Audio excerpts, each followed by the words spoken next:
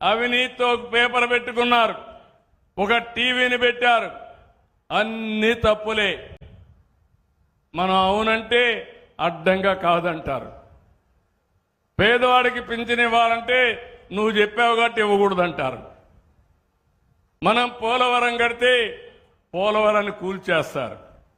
మనం అమరావతి ప్రజా రాజధాని అమరావతి ఉండాలని మనం ఆకాంక్షిస్తే ఈ అమరావతి ఎడారిని చేస్తామని ఎడారి చేస్తారు. మనం రోడ్లు వేస్తే రోడ్లన్నీ గుంతలు పెడతారు. అవునా కాదా అని అడుగుతున్నా. అలాంటి పార్టీకి నేను ఇచ్చే సవాల్ ఏంటంటే, మొన్నన్నారు సిద్ధం సిద్ధం అని ఎగిరిపడ్డారు. సూటిగా అడుగుతున్నా, అసెంబ్లీకి సిద్ధమా? 11 మంది ఉన్నారు. అసెంబ్లీకి రండి. ఎవరిది విధ్వంసమో, ఎవరిది అభివృద్ధో, ఎవరికి సంక్షేమ కార్యక్రమాలు చేసే సత్తా ఉందో చర్చించడానికి నేను సిద్ధంగా ఉన్నా.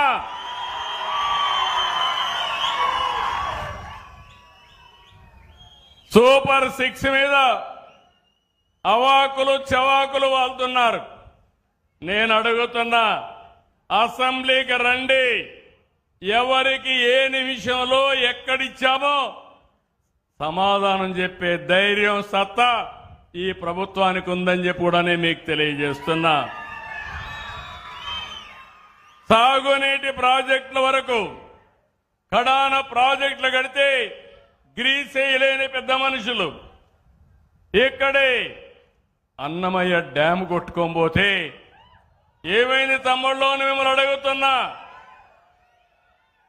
మళ్ళీ దాన్ని బాగు చేసే బాధ్యత ఎక్కడ కడితే బాగుంటుందో అక్కడే కట్టించే బాధ్యత ఈ ప్రభుత్వానిది. రాష్ట్రంలో పెట్టుబడులు కడాన నిన్న జరిగిన పులివెందల ఎన్నిక కూడా ఒంటి మెట్ట ఎన్నిక ఇక్కడ జరిగిన ఎన్నికను గురించి మాట్లాడడానికే సిద్ధం. అంతేకాదు బాబాయ్ గొడ్డలు వేటు కూడా చర్చించడానికి మనం సిద్ధంగా ఉన్నాం.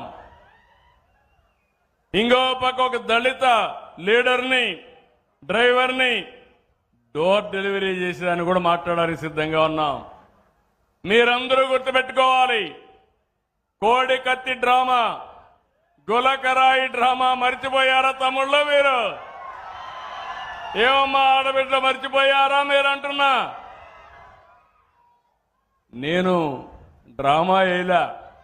నా మీద 23 క్లేమోర్ మైన్స్ వెంకటేశ్వర స్వామి పాద పద్మాల దగ్గర జరిగితే నేను భయపడ్డానా తల్లి అని మిమ్మల్ని అడుగుతున్నా. ప్రజల కోసం పనిచేశాం. ప్రజల కోసం పనిచేసినప్పుడు భయపడవలసిన అవసరం లేదు.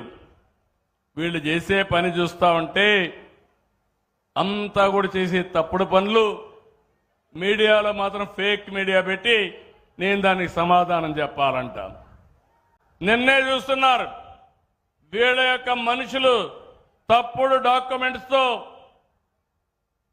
దివ్యాంగుల పింఛన్ తీసుకున్నారు. వాడు ఆటో డ్రైవింగ్ చేస్తాడు, ట్రాక్టర్ డ్రైవింగ్ చేస్తాడు, చేయలేదంటాడు. బాగా మాట్లాడతాడు. డాక్టర్ దగ్గరికి వచ్చినప్పుడు నాటకం వేసి మూగంటాడు.